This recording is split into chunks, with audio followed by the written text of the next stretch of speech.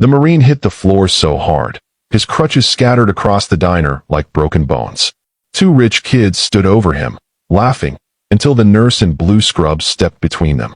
What happened in the next 8 seconds changed everything. One scream, one dislocation, and a courtroom filled with an entire battalion of Marines who refused to let one of their own falls twice. What the camera evidence exposed in the court exposed years of corruption and oppression, and what followed next changed everything.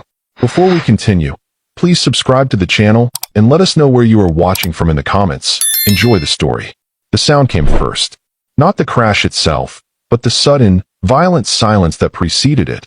That split second when an entire room holds its breath because the brain knows something terrible is about to happen. Then James hit the floor. His body struck the linoleum with a force that shouldn't happen to someone just trying to get lunch.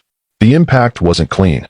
It was awkward, twisted, the kind of fall that happens when you can't catch yourself properly because your hands are occupied gripping crutches that are now skittering across the floor like they're trying to escape the scene. One crutch spun under a table. The other stopped at the foot of a woman who'd been reading the newspaper 30 seconds earlier.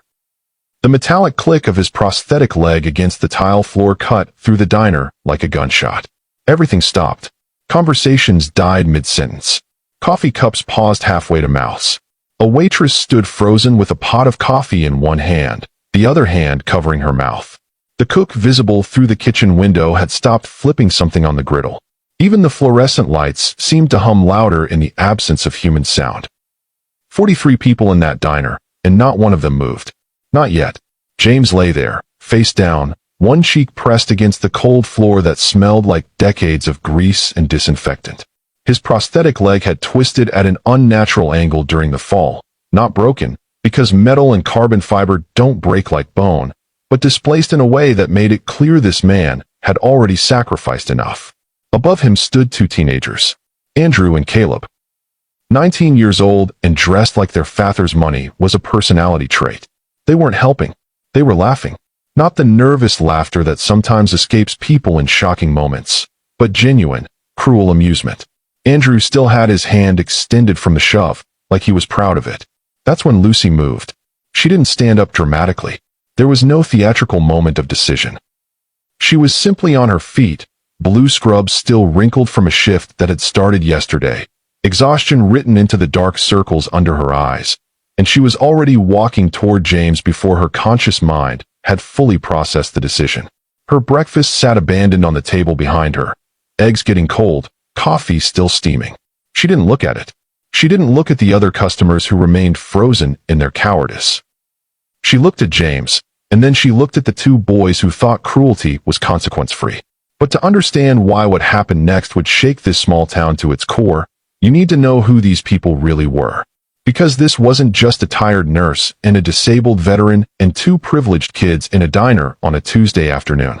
This was a collision of worlds. This was honor meeting entitlement. This was the moment when Lucy's past and James's sacrifice and those boys' untested arrogance all converged in one place, and the equation that resulted would land someone in handcuffs, fill a courtroom with Marines, and prove that some debts can never be paid, only honored. If you believe protecting those who protected us matters, hit subscribe. Cowards won't.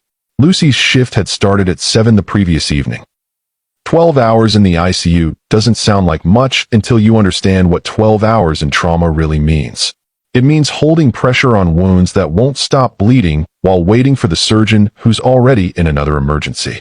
It means talking to a 19-year-old car accident victim who keeps asking if his girlfriend survived, and you know she didn't, but the doctor hasn't cleared you to tell him yet.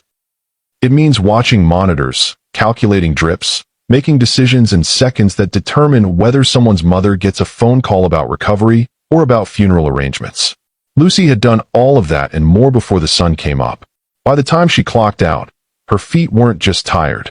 They'd gone past pain into that numb territory where you're not sure if you're walking normally or limping. Her lower back had that deep ache that comes from hours of bending over hospital beds.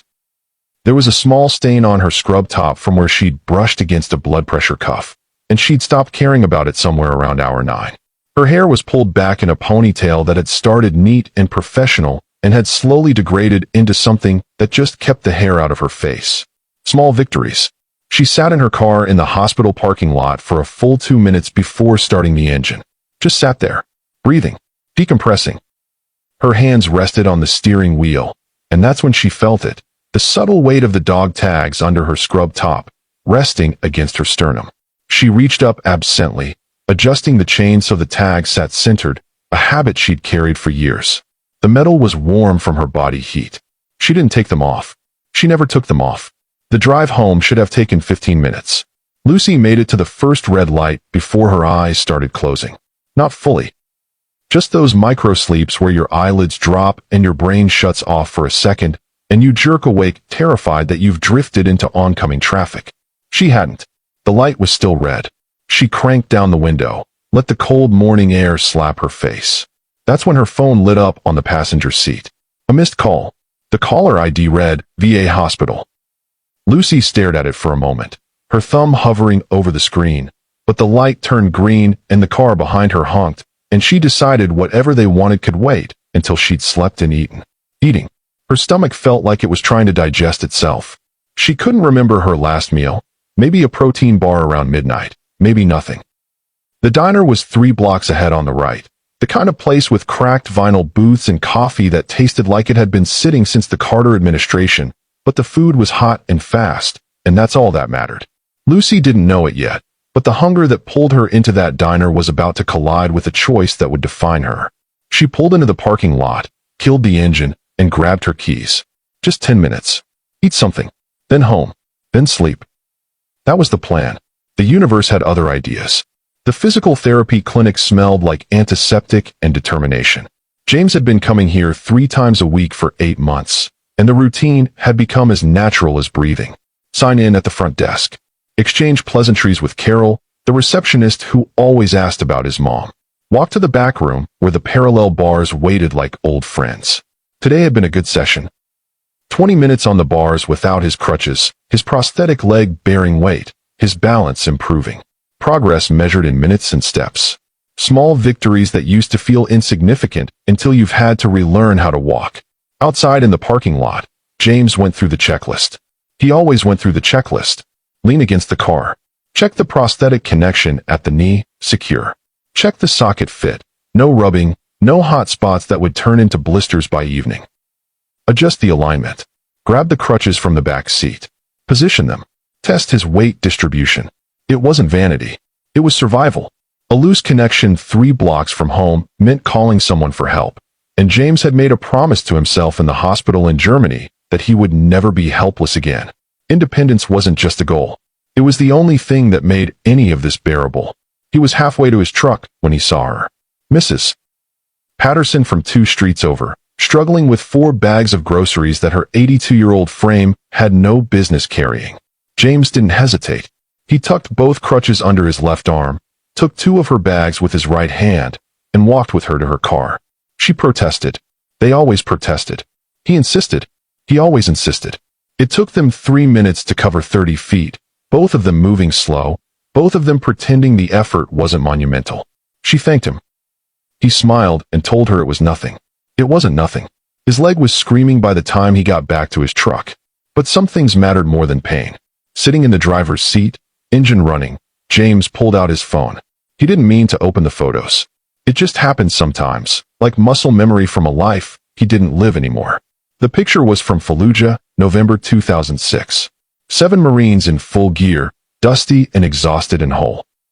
James stood in the middle, 23 years old, both legs planted firmly in a rocky sand, grinning like they'd just won something instead of surviving another patrol. 3 of those men were dead now. 2 were stateside with injuries that made James's missing leg look like a paper cut.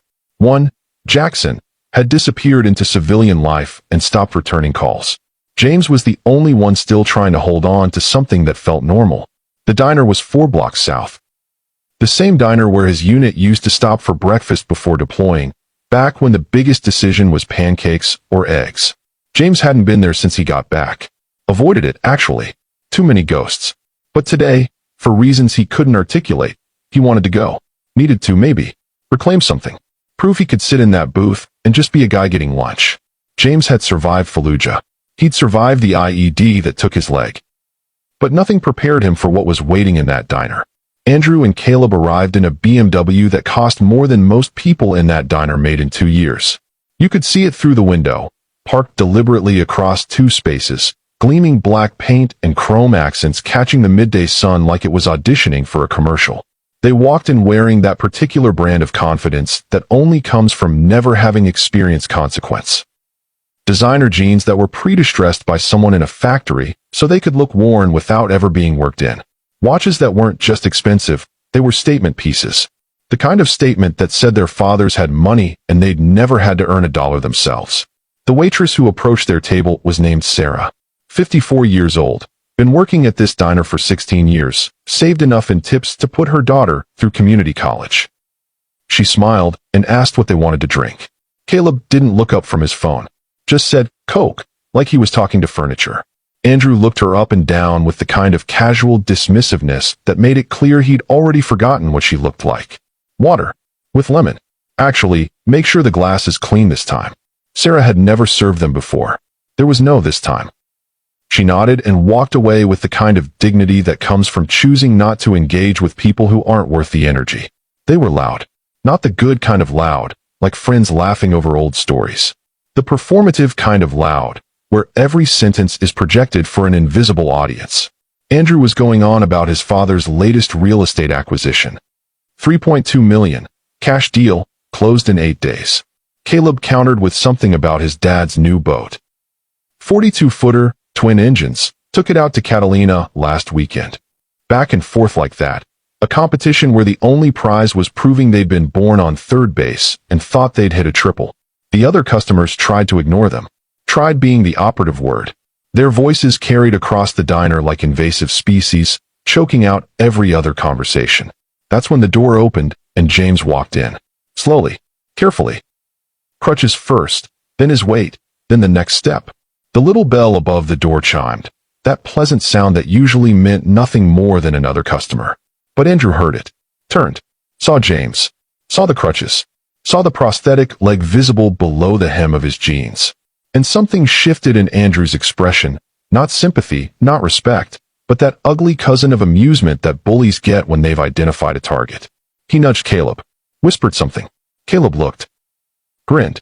They both watched as James made his way between tables, focused on his balance, unaware that he'd just become the subject of their attention. James was heading for a booth near the back. The same booth, actually, where his unit used to sit. 3 tables away from where Andrew and Caleb were sitting. Close enough. And that's when Andrew made the worst mistake of his privileged life. He stood up. Caleb followed. They moved to intercept James like sharks who'd just caught the scent of blood in the water. Andrew positioned himself directly in James's path, close enough that James had to stop or risk collision. The smirk on Andrew's face was the kind that had probably gotten him through high school. Cruel but plausibly deniable. The expression of someone who'd learned early that consequences were for other people. "Yo, check it out," he said, loud enough for half the diner to hear. "They let you park in the handicapped spot, or do you have to prove it first?" Caleb laughed like it was the funniest thing he'd ever heard. It wasn't even original. James had heard variations of that joke from better bullies than these two. James stopped, set his crutches carefully, made sure his balance was solid, and looked Andrew directly in the eyes. When he spoke, his voice was calm, measured, the tone of someone who'd faced actual threats and knew these boys weren't it. "Excuse me. Just trying to get some lunch." He moved to step around them. Reasonable. De-escalating. Giving them the exit ramp that decent people take when they realize they've crossed a line. Andrew and Caleb weren't decent people. Andrew shifted his position, blocking James again. "What's the rush, man? We're just talking. You can talk, right? Or did you leave that over in Iraq too?" Caleb stepped closer from the other side now, boxing James in.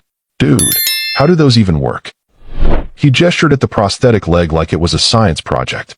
Like, "Can you feel anything? Does it hurt? Or are you just, like, numb down there?"